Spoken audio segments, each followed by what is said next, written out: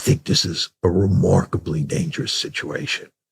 If the Israelis lose in Iran, they will be fully aware that they lost. They will be fully aware that they will have enraged the Iranian body populace, right? They will be fully aware that an Iran with nuclear weapons will be very, very dangerous from Israel's perspective, and they will go to great lengths to prevent that. And if they can't prevent it through conventional means, then we get to a scenario where they think about using nuclear weapons. And as we know, there's no state on the planet that is more ruthless, more murderous than the Israelis. So the idea that they would use nuclear weapons is certainly plausible. And I really worry about this scenario. This is much worse than Afghanistan, much worse than Iraq. He's entered a war that he can't win, and one could argue is likely to have catastrophic consequences. The Iranians hold almost all the cards. I think it's very hard for most Americans to understand this, especially people who watch Fox News and are loyal supporters of the president. Iran can wreck the international economy. We are in terrible shape. We are the Titanic. And I think President Trump basically understands that. And I think his advisors understand that. And they're trying to turn the ship so that we don't hit the iceberg.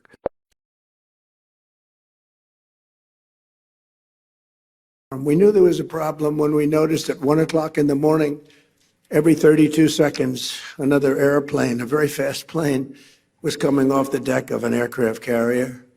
That's actually the biggest aircraft carrier in the world. And every 32 seconds, boom, boom, boom. And it was 1 o'clock in the morning. So we said, okay, I think we're in trouble. But they were ready for us, Johnny. And we were ready. He said we were ready. And then they hit us. And they came from 17 different angles. They were here, they were there. We ran for our lives. It was over. Of who has the upper hand right now? Iran. I think, and I regret having come to this conclusion because, like many MI6 officers of my generation, we've faced the violence and brutality of the IRGC for most of our careers. That's the Islamic Revolutionary Guards Corps. Yeah, so there is no love lost between us. And I shed no tears for Ali Khamenei, who was killed at the beginning of this war. But the reality is that the US underestimated the task and I think, as of about 2 weeks ago, lost the initiative to Iran. In practice, the Iranian regime has been more resilient than I think anyone would have expected. They took some good decisions, actually, as early as last June about dispersing their military capability and delegating the authority for the use of those weapons, which has given them significant extra resilience against this incredibly powerful air campaign. They have embarked on what's technically called horizontal escalation, i.e. firing rockets at anybody within range, which at the time, honestly, Shawshank, I thought was nuts, but in fact has been a very good way of putting in direct price on the US. Sort of worked. And then they've understood the significance of the energy war and held the straits at threat and globalized and essentially not internationalized, just globalized the conflict in a way that gives them some weapons. So they've played a weak hand pretty well. And at the same time, my second point is that Donald Trump has said some stuff that will have confirmed something they knew already, which is that they're in a civilizational war in their terms. They're in a war of existence. Donald Trump made it very clear that he wanted to see them, up against the wall, basically. Whereas America has embarked on a war of choice, and in those terms, I think that's imbued them with more staying power than their US and certainly US counterparts. And they know that now. And I think that really is giving them the whip hand. If I were the Iranians, I would actually take out Israeli desalinization plants now, right now, end Israel right now. Just end it. Just take it out, end it. Make Israel over. You know, Israel needs to cease to exist. It is literally the cancer on the planet. Les Américains n'ont jamais su se battre contre l'asymétrie.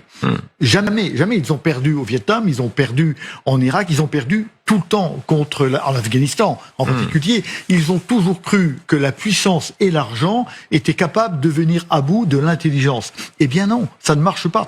On voit bien qu'un des grands problèmes des Américains, c'est que c'est une armée qui fait de la technique, qui fait de la destruction, mais qui a finalement, alors que ce sont des gens très intelligents, une application de la stratégie qui est toujours déficiente sur le terrain.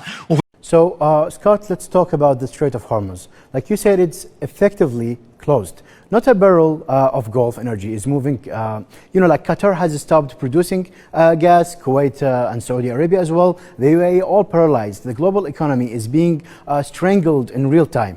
Like, can the United States militarily reopen the Strait of Hormuz? And if it cannot, what is the end game? Because if the strait stays closed for weeks, we are not talking about, a regional war anymore. We are talking about a global economic collapse. Who blinks first, and what does blinking actually look like, in your opinion?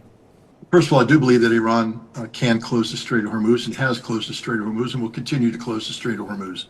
I don't believe that it can be opened through the use of force, especially based upon the forces available currently to the United States. If we were to seek to forcibly open the Strait of Hormuz, it would require a major commitment of troops, ground troops, naval power, etc., and major fighting to occupy significant parts of Iranian territory. We don't have the forces to do that right now, so that's not an issue. Iran will be able to continue to choke the lifeblood of the global economy, and this will cause a political crisis here in the United States as the American people wake up to unacceptably high energy prices and food prices and everything. At that point, the President of the United States will blink, and he will have no choice but to make concessions to Iran because he'll be looking at an absolute political disaster, especially with midterm elections coming up in November. But what we can see suggests exactly that which you have said, that the Iranians are doing extraordinarily well. We have to be careful about evaluating missile launches and missile intercepts. We see data coming out of Qatar that suggests they've been very successful. But once again, we don't understand the Iranian way of war, because most of the missiles Iran has launched are designed to be intercepted. Most of the missiles Iran's launched are designed to absorb interceptors. Most of the missiles Iran launches are designed to confuse the radar systems of the integrated anti-ballistic missile defense systems. And then Iran comes in with the killer touch at the end and hits the targets they want to hit. So if we evaluate Iran on the totality of the missiles launched, we would say they have about a 33% success rate. If we evaluate them on the missiles that need to hit the targets Iran wants them to hit, the success rate is close to 100%. And these targets are devastating in terms of what they're hitting. They're destroying American radar systems worth hundreds of millions of dollars, in one case, $1.1 billion. By the time they're finished with the United States, the price tag on infrastructure lost will be over $100 billion, $100 billion of American infrastructure that will be destroyed in the Middle East. And the price tag for the Gulf Arab states can go up as equally high if they want to continue this nonsense and pretend that the United States has some sort of legitimate function in the Middle East today. The United States does not. Israel is also paying a very heavy price. So today I want to discuss something that I think is one of the most important patterns in all of human history. And once you understand this pattern, everything happening right now in the Middle East will make complete sense to you. The pattern is this. Every great empire that has tried to conquer Iran, Persia, has either collapsed, retreated, or been permanently weakened. Every single one, without exception. And I want to argue today, using game theory and structural history, that America is next. Okay, so let's begin. Alright, so let's go back. Let's look at history carefully, because history does not repeat itself exactly, but as Mark Twain said, it rhymes. And in the case of Iran, it rhymes very, very loudly. First, Alexander the Great. Okay, Alexander the Great. Now everyone knows Alexander. He conquered Egypt. He conquered Mesopotamia. He conquered Persia. What is today Iran? And people say, well, wait a minute. Didn't Alexander actually win? Didn't he conquer Persia? Yes, he technically conquered Persia. But what happened next? He died at 32 years old. His empire immediately collapsed. His generals fought each other. The Macedonian Empire was finished. And in its place, who rose to power? The Parthians, Iranians, who then controlled the Middle East for the next 500 years. So the lesson here is simple. You can temporarily defeat Iran, but Iran defeats you in the long run. Second, the Roman Empire. So the Romans were the greatest military power of the ancient world. Nobody came close. And the Romans fought the Parthians, Iranians, for over 300 years. 300 years. Julius Caesar planned to invade Persia, but was assassinated before he could. Emperor Crassus invaded and was destroyed at the Battle of Carrhae in 53 BCE, one of Rome's greatest military defeats in history. Emperor Trajan invaded and technically won, but immediately had to retreat because of uprisings everywhere. Emperor Julian invaded in 363 CE and died in battle. 300 years of war. And what happened to Rome? Rome fell, and Iran, the Sassanid Persian Empire, was still standing. Third, the Arab Caliphate. Now this is interesting because people often forget this. The Arabs did conquer Iran in the 7th century CE, but what happened? Iran absorbed the Arab conquerors. The Persians converted to Islam. Yes, but they transformed Islam into something distinctly Persian. They gave the world Persian art, Persian poetry, Persian philosophy, Persian science. And within a few centuries, Iranian dynasties, the Buyids, the Samanids, the Safavids, were ruling again. Iran was never truly conquered. It absorbed its conquerors and made them Iranian. Fourth, the Mongols. Now this is perhaps the most dramatic example. The Mongols in the 13th century were the most destructive military force in human history. They destroyed Baghdad. They destroyed cities across Central Asia. They killed millions. And yes, they conquered Iran too. But again, what happened? The Mongol conquerors converted to Islam. They adopted Persian culture. They became Persians. The Ilkhanate, the Mongol rulers of Iran, became patrons of Persian art and literature. Iran absorbed the Mongols. Fifth, the Soviet Union, more recently. In the 20th century, the Soviet Union occupied northern Iran twice, once during World War I and once during World War II. Both times, they were eventually forced to leave. In 1946, Stalin refused to withdraw Soviet troops from northern Iran. This was one of the first crises of the Cold War, and the Soviets were eventually forced out, a nuclear superpower, forced out. Again, they have not enriched to a level that they could have a bomb. Now, have we now given Iranians ample incentive to say, you know what? We don't ever see the United States and Israel carrying out attacks against North Korea, who has a bomb. We don't see them attacking Pakistan, who has a bomb. We don't see them attacking India, who has a bomb. Maybe it's time for us to join the bomb club, because if we have a bomb, maybe they'll leave us alone. I think, frankly, that's it would not shock me that the Ayatollah Khamenei would order, yeah, let's get the enrichment going again. And that's going to be at underground facilities that we're not likely to know about now, because with no International Atomic Energy Agency officials on the ground to inspect, it'll be easy for Iran to hide it. But that's not their fault. That's our fault. We did that. We forced them into that. I could, one of the developments in this, people are worried that Israel may be, we got no option but to use a nuclear weapon.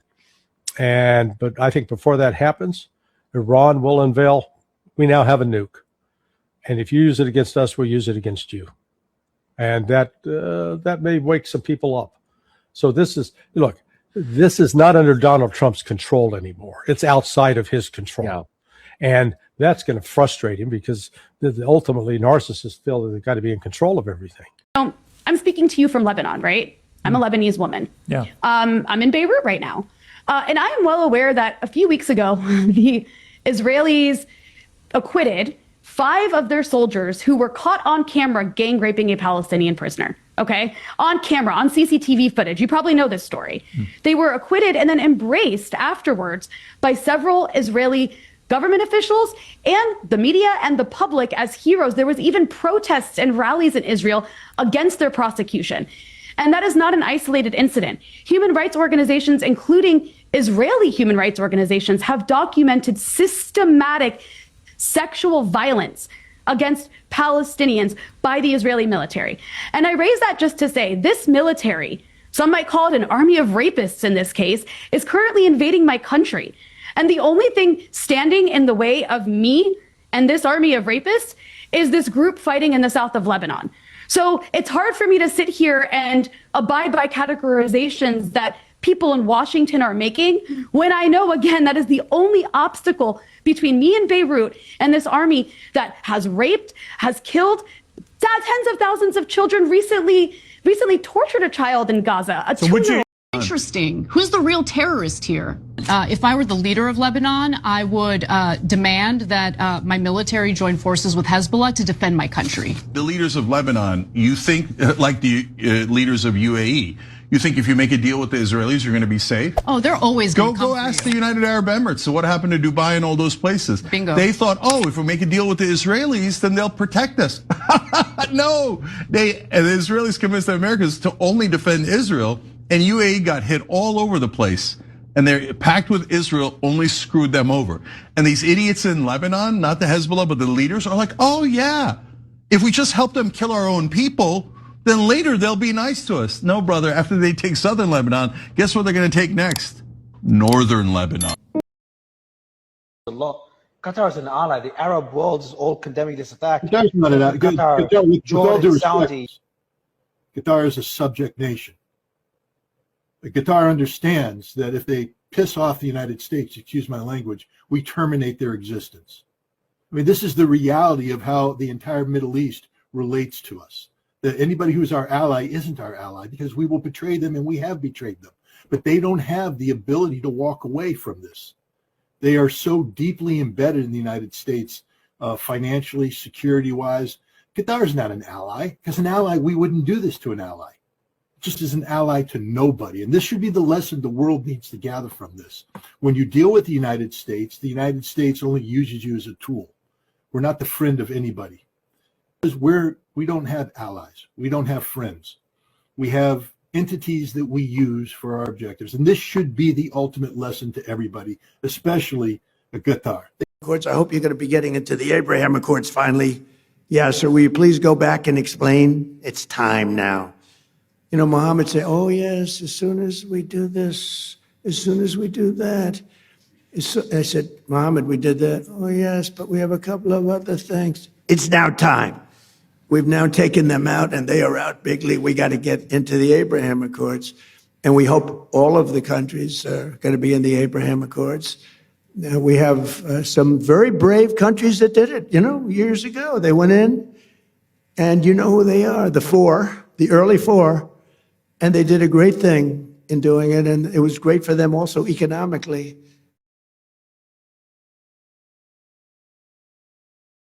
Put yourself in the place of one of those couple hundred Americans about to undertake this audacious raid on the Iwo Jima, looking at a lot of uncertainty in front of you. And this was the passage, and this was the pre-mission reading and the prayer that was read with them. First, a reading from the book of Psalms, chapter 18, verses 37 to 42.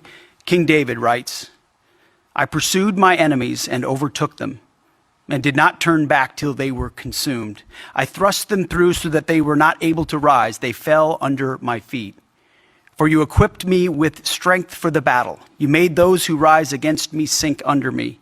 You made my enemies turn their backs to me, and those who hated me I destroyed. They cried for help, but there was none to save. They cried to the Lord, but he did not answer them. I beat them fine as dust before the wind. I cast them out like the mire of the streets. And then he prayed this prayer, the chaplain. And we pray it with him this morning. Almighty God, who trains our hands for war and our fingers for battle, you who stirred the nations from the north against Babylon of old, making her land a desolation where none dwell. Behold now the wicked who rise against your justice and the peace of the righteous. Snap the rod of the oppressor, frustrate the wicked plans, and break the teeth of the ungodly. By the blast of your anger, let the evil perish. Let their bulls go down to slaughter, for their day has come, the time of their punishment. Pour out your wrath upon those who plot vain things, and blow them away like chaff before the wind.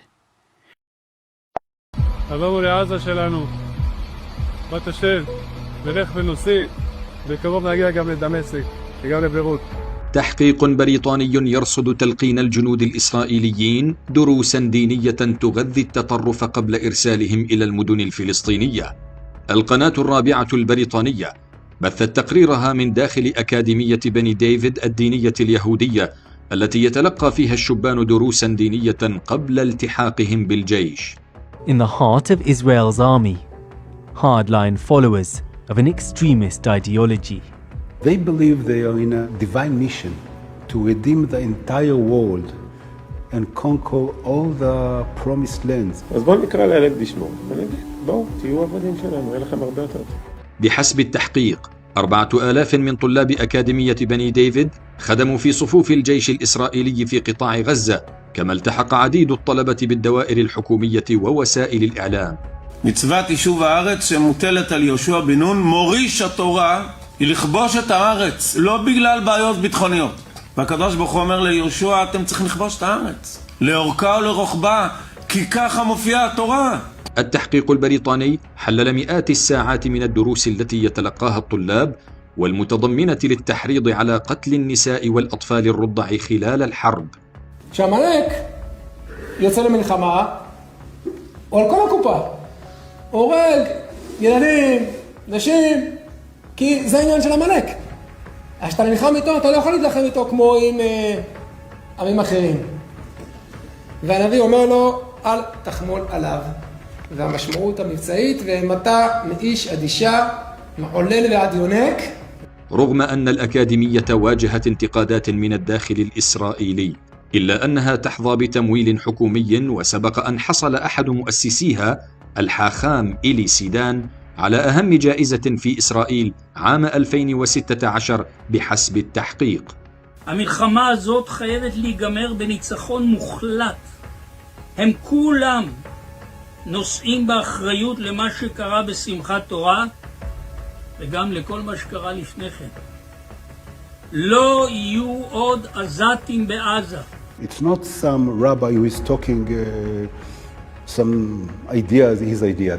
This is exactly their ideology. And as we know, Bibi relies on them to keep on his job as a prime minister. Therefore, he dances to their music. The year that the Messiah is coming, the kingdom of Iran or Persia will rise up against us. And this is all a sign of Mashiach. And what's going to happen then? Mashiach is going to stand on the roof of the Beis HaMikdash, of the temple of the Beis HaMikdash, and he's going to say, Anovim. Anovim means humble ones. Messiah is going to announce, humble ones. Higia zman geulaschem. The time for your redemption has arrived. God coordinates all these things in an incredible way. Now make no mistake, Iran, the threat from Iran is unlike any threat we have faced in the history of our 6,000 years. Every nation, there was a reason they're afraid of us. Iran is 1,500 kilometers away from Israel. We're not threatening them, we're not attacking them, there's nothing. It's hatred for no reason. This is Amalek. And Amalek has to be destroyed before Mashiach comes. Moses calls the enemies of the Jews, he calls the enemies of God. Whoever hates a Jew, hates God. L'Iran pense fêter la fin de la terreur, alors qu'il célèbre l'arrivée d'un nouveau système. 47 en franc-maçonnerie, c'est la construction d'un nouvel ordre, le temple digital. Trump est le 47e président des États-Unis. En gématria, Trump égale 47. Le régime islamique était au pouvoir depuis 47 ans. La CIA a été créée en 1947. La gématria sert à créer du chaos contrôlé, une guerre sur l'esprit collectif pour un shift technocratique. Ils effacent l'ancien modèle pour un nouveau paradigme digital. C'est un rituel de fin de cycle, comme le 9-11. Et le 28 février 2026 tombe le 11e jour du 9e mois du Ramadan. Trump a fait son discours devant le 119e congrès à 9h11 et a parlé pendant 1h47. Son conseil de paix, c'est en fait le nouvel ordre mondial, avec l'IA comme gardien de la paix. The robots are here. Trump est né une lune de sang. C'est un Moonchild, programmé pour semer le chaos. L'attaque arrive 3 jours avant la lune de sang du 3 mars, 3-3, avec un pic à 3h33. 303 jours avant la fin de l'année. Et c'est aussi pendant le Purim, la victoire juive sur la Perse antique, qui est l'Iran d'aujourd'hui. Charlie Kirk avait été rituellement éliminé 3 jours après une lune de sang, la veille du 11 septembre, 33 jours avant son anniversaire, parce que la réalité est codée pour faire place au nouveau tyran numérique. You see that in some of the war strategy, right? We actually know one of the attacks on Bahrain that was purported to have come from Iran, actually now we know it was a Tomahawk. That was a U.S. missile that actually, did the damage there in Bahrain. We've had other indications that the Americans and the Israelis are actually responsible for some of the attacks that they are blaming on Iran. Why? Because they want to draw the entire region in. They want to make it so that those Arab Gulf states, that they also fully join the fight without hesitation. The Diego Garcia strike, if that is, if that was a false flag, which I think is possible, I'm not saying it is, I'm saying it's possible, what's the goal of that? To draw Europe in. So this is the way that they think, and it's the way that they operate. Look, we are living, as I think most people know, with a president who is a pathological liar. He is an authoritarian. What concerns him most is wealth and power. I think he has very little empathy for his fellow human beings. And you're quite right. It is extremely dangerous that a man like that is president of the United States. And Chris, what we have got to do, is figure out why that happened and how we build a political movement of working people that ends Trumpism once and for all, starting in 2026. I'm not naive about what I said this morning and how that will be reflected in the official White House account. I'm not naive about the fact that he threatened to prosecute the Fed chief in the United States of America that has subpoena against another sitting governor, Tim Walz, who's literally going after his enemies with the FBI and the DOJ and these power ministries. I'm not naive about any of this. I'm not naive about the corruption and the graft at a scale we've never seen in American history. I'm not naive about folks writing billion-dollar checks to Witkoff, to Jared Kushner for this new peace deal they're announcing today. I'm not naive about the fact that the President of the United States made $1.5 billion+ in the last 12 months, personally. How the hell are we putting up with this? Are you afraid of a U.S. invasion in your country? No, we are waiting for them. You are waiting for the U.S. military to invade, the ground troops? Yes, because we are confident that we can confront them, and that would be a big disaster for them. So you're saying that Iran is ready and willing to take on the U.S. military if there were to be ground troops? Well, we were ready for this war even more than the previous war. So you can see, the quality of our missiles, how much they are upgraded after the last war, because we learned lots of lessons. And we are prepared for any other eventuality, even, a ground invasion. So our soldiers are prepared for any scenario. When I said that we are waiting for them, it didn't mean that we are waiting for continuation of the war. No, but we have prepared ourselves to confront with any scenario, with any eventuality, any possibility, and we know that we can handle that. Are your allies Russia and China helping you? Well, they are supporting us politically and otherwise. יתגדל ויתקדש שמי רבה. על מה דיברה חיותי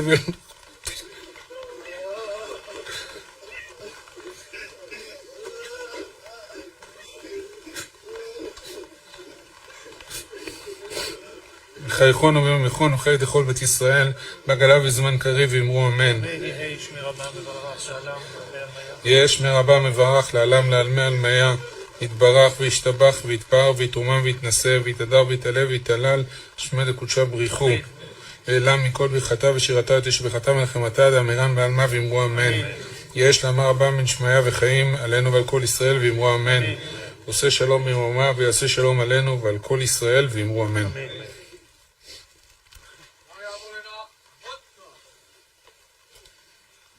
يا رب بحق فاطمة وأبيها وبعلها وبنيها وبالسر الكامن فيها لا تجعل لمصر حاجة عند لئيم من خلق. اللهم لا تجعل لمصر حاجة عند لئيم من خلق.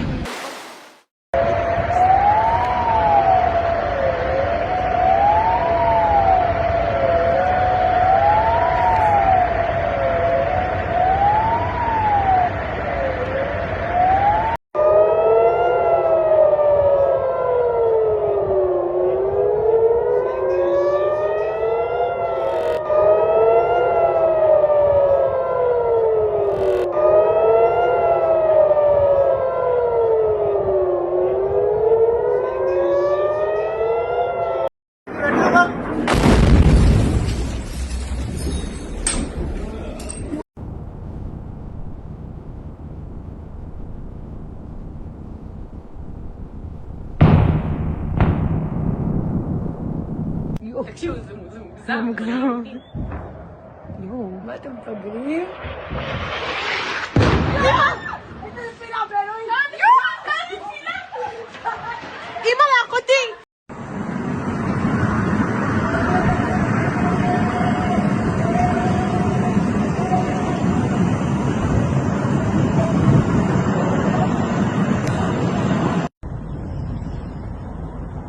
What?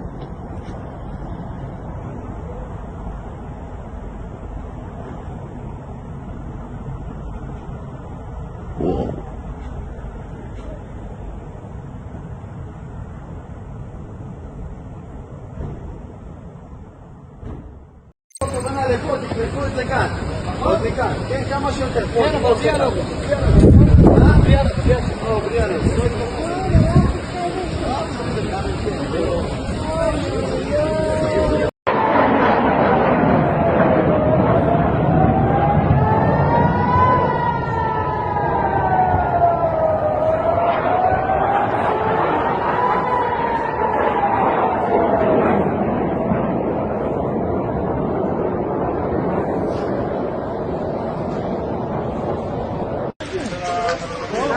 אצלנו.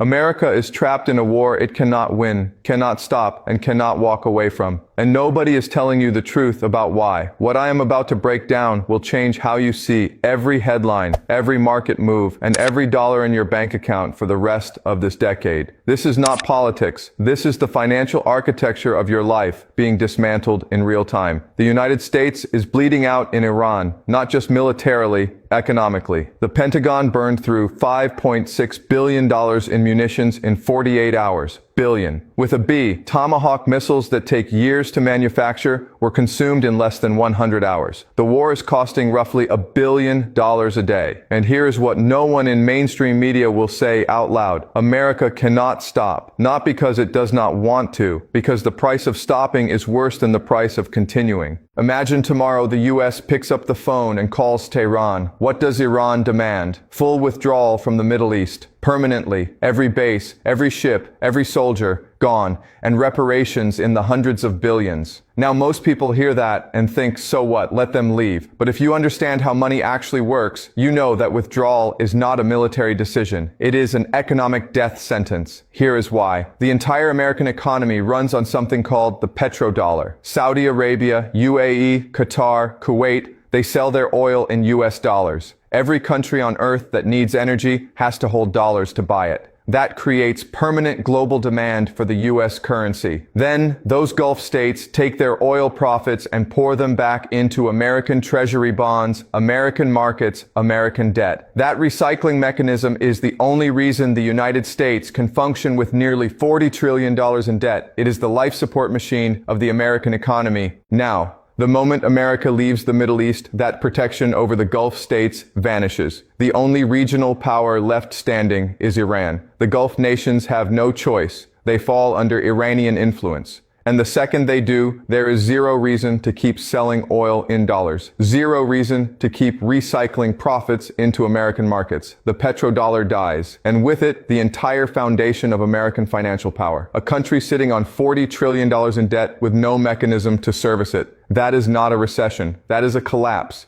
But it gets worse. Japan and South Korea are watching this war in real time. They are watching America struggle against a mid-tier regional power and asking themselves a devastating question. If America cannot handle Iran, can it really protect us from China? From North Korea? The answer they are arriving at is no. So they remilitarize. They stop buying American weapons. They stop funding American military infrastructure. Another pillar of the US economy crumbles. Europe draws the same conclusion. If America is retreating from the Middle East, why are we still fighting America's proxy war in Ukraine at catastrophic cost to ourselves? Europe makes peace with Russia. NATO fractures. The 80-year Western alliance system begins to disintegrate. Add it all up. Petrodollar gone. Asian allies pulling away. European alliance fractured. Global demand for the US dollar evaporates. Reserve currency status, the one thing holding the entire American financial system together, disappears. And $40 trillion in debt becomes unsurvivable. That is why America cannot leave. The cost of staying is enormous. The cost of leaving is extinction. So what about escalation? What about winning by force? The talk right now is about ground troops. Marines taking Karg Island, where Iran exports 90% of its oil. Take the island, cut the revenue, bring Iran to its knees. It sounds decisive on television, but you can take an island and not hold it. Karg sits close to the Iranian coast. The moment Marines land, Iran hits it with drones, artillery, missiles. To protect the island, you need the coastline. To hold the coastline, you need the mountains behind it. And suddenly, you are inside Iran, fighting a land war in some of the most brutal terrain on Earth. That is mission creep. Vietnam started with 3,000 Marines. 4 years later, it was 500,000 troops. America is trapped. It cannot negotiate because the terms destroy its economy. It cannot withdraw because the chain reaction collapses its currency. It cannot escalate because escalation leads to another forever war. And it cannot stay indefinitely because every day costs $1 billion it does not have. This is not a military crisis. This is a financial crisis disguised as a war. And when you understand that, you understand why the wealthiest people in the world are not watching the battlefield. They are repositioning their money.